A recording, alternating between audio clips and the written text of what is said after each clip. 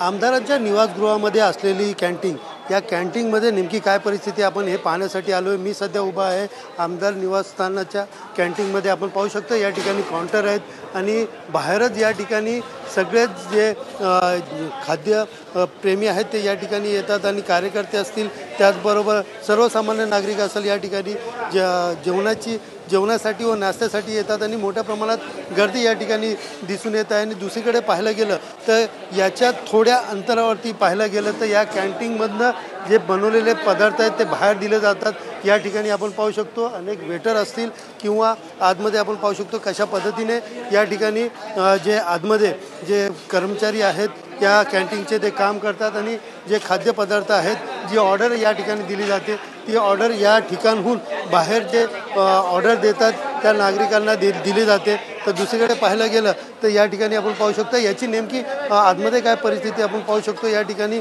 बाहेर जे आहे ते झटपट बनणारे जे पदार्थ आहेत ते या ठिकाणी ठेवलेले आहेत आणि या ठिकाणी अनेक जण काम करताना दिसून येत आहेत। आपण दुसरीकडे पाहायला गेलं तर याच्या थोड्या अंतरावरती आपण पाहू शकतो की पाठीमागच या ठिकाणी यांच्या बाथरूमची सोय आहे आणि त्याचबरोबर या ठिकाणी धुणं भांडी वगैरे ज्या पद्धतीने जेवण झाल्यानंतर धुणं वगैरे या ठिकाणी होतं। तर दुसरीकडे या ठिकाणी आपण कॅन्टीनमध्ये पाहू शकतो या ठिकाणी जे कर्मचारी आहेत ते आतमध्ये काम करताना दिसतात। ते कॅन्टीनमध्ये ज्या पद्धतीने साफसफाई पाहिजे असेल त्या प्रकारची साफसफाई या ठिकाणी करताना दिसतात आहे। मात्र या ठिकाणी आपण पाहू शकतो की जे कर्मचारी आहेत ते या ठिकाणी जेवण बनवल्यानंतर ते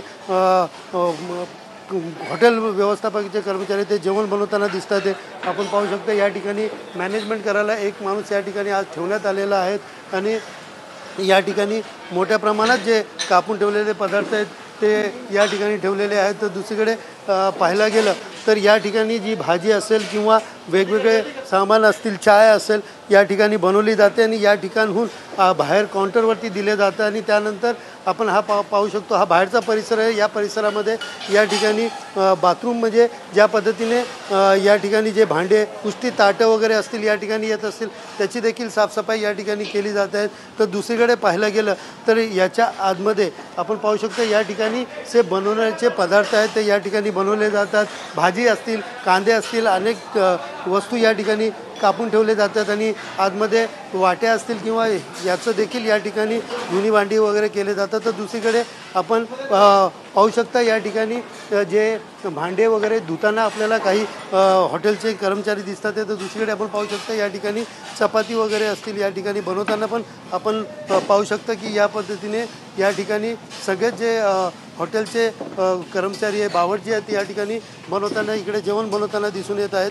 तर दुसरीकडे आपण पाहू शकतो की काल झालेल्या आमदारांनी केलेल्या मारहाणीनंतर या ठिकाणी या कॅन्टीनच्या आपण पाहू शकतो की जी साफसफाई चालू आहे ती साफसफाई या ठिकाणी करताना जे आहे ते या ठिकाणी दिसून येतात। एकंदरीत या ठिकाणी आपण पाहिलं तर या ठिकाणी जी झाडू मारणं असेल किंवा या ठिकाणी सगळा स्टॉक केलेला माल या गोडाऊनमध्ये ठेवला जातो आणि या गोडाऊनमधनं ठेवलेला माल त्यानंतर त्याचं कटिंग करून तिकडे जेवणात वापरला जातो। दुसरीकडे आपण पाहू शकता या ठिकाणी आसन व्यवस्था नसल्याने टेबलावरतीच या ठिकाणी बसलेले कर्मचारी अजून या ठिकाणी चपाती बनवताना या ठिकाणी दिसून येत आहे। तर पूर्ण आतल्या परिसरामध्ये ज्या पद्धतीने कांदे असतील किंवा साफसफाई असेल ती देखील आज केली जात आहेत।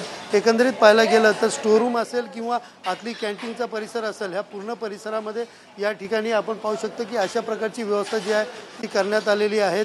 साफसफाई आज सकाळपासूनच यांनी सुरू केलेली आहेत। मात्र अनेक तक्रारी या कॅन्टीनच्या विषयी या ठिकाणी आपल्याला येताना पाहायला मिळतात। मात्र प्रत्येक वेळेला काहीतरी उडवाउडीचे उत्तरं देत असल्याने हे पाऊल उचलले असल्याचं आमदार संजय गायकवाड यांनी सांगितलेलं आहे।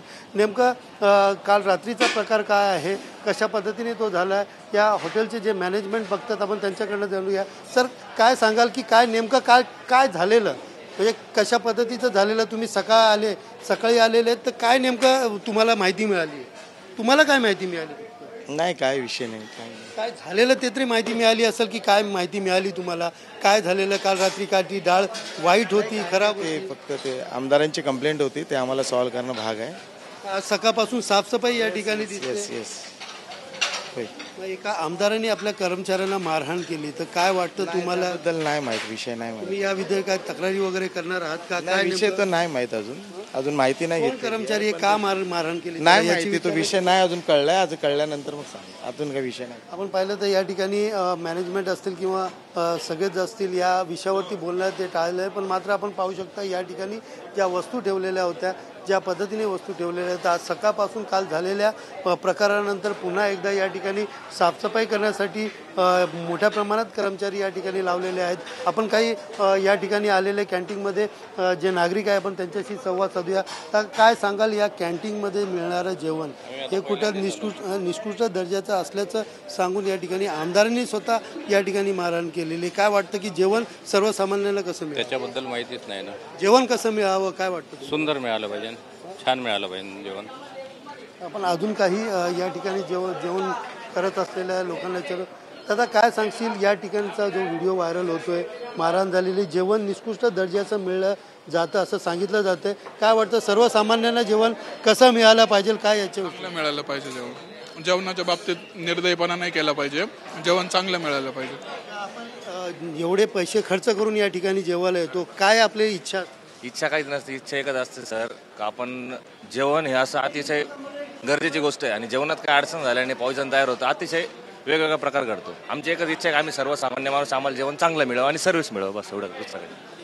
ज्या पद्धतीने पाहिलं गेलं तर सर्वसामान्य लोक आहेत त्यांनी यांना चांगलं जेवण मिळावं अशी इच्छा या ठिकाणी व्यक्त केली जाते.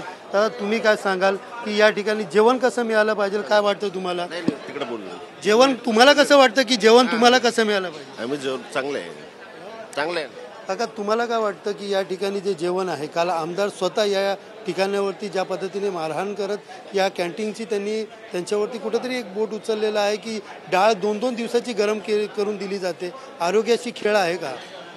आमदार मोदयांनी जे पाऊल उचललेलं आहे तर ते योग्यच असं मी म्हणेल.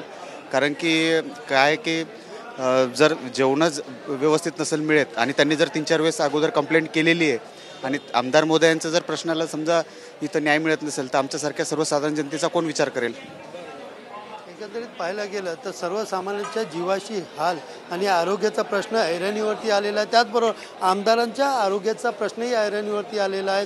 कुठेतरी कॅन्टीनवाल्यावरती FDA वाले असतील किंवा संबंधित अधिकारी असेल त्यांनी देखरेख या ठिकाणी ठेवली पाहिजे आणि सर्वसामान्यांच्या जीवाशी खेळ खेळू नये अशा प्रकारच्या भावना ज्या आहेत या सर्वसामान्य ग्राहकाकडनं केले जात आहे. कॅमेरा पर्सन अमित शिगवणसह सुनील जाधव, TV9 मराठी, मुंबई.